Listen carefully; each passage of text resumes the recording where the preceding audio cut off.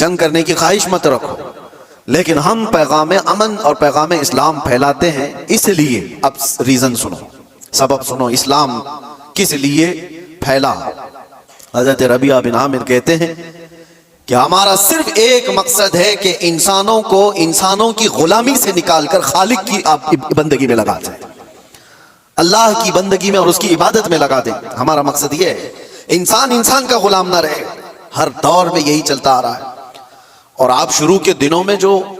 غلاموں کے معاملات اسلام کے مسائل میں بھی اگر پڑھتے ہیں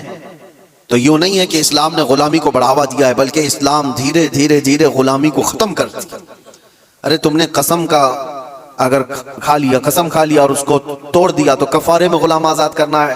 روزہ اس کے کفارہ ہے اس میں غلام آزاد کرنے ہیں، زہار ہے اس میں غلام، کئی ایسی چیزیں ہیں، غلطی تم کر رہے ہو لیکن غلام کو آزاد کرنا ہے۔ یہ سسٹم کیوں بنایا گیا تھا؟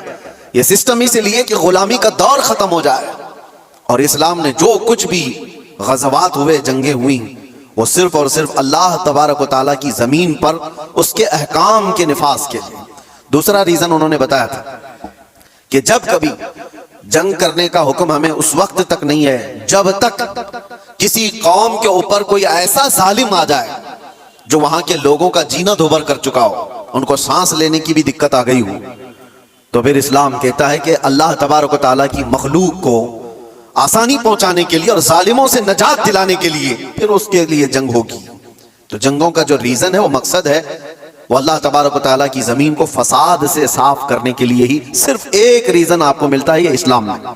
باقی دوسری جگہ آپ جہاں پر بھی دیکھیں گے، دوسرے ملک پر، دوسری قوم پر حملہ کرنا ہے تو وہاں کے مال کو لوٹنا ہے، وہاں کی زمین کو حاصل کرنا ہے، وہاں کی بادشاہت کو لینا ہے، وہاں کے علاقوں پر اپنا قبضہ جمانا ہے۔ اگر علاقوں پر قبضہ جمانا ہی ہوتا ہر جنگ کرنے کے بعد تو آپ کو میں بتاؤں خالد بن ولید نے 125 جنگیں لڑی،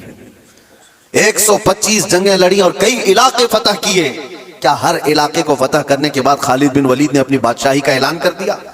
کہ آج کے بعد سے اس علاقے کا مالک میں ہوں، اس علاقے کا بادشاہ میں ہوں؟ نہیں،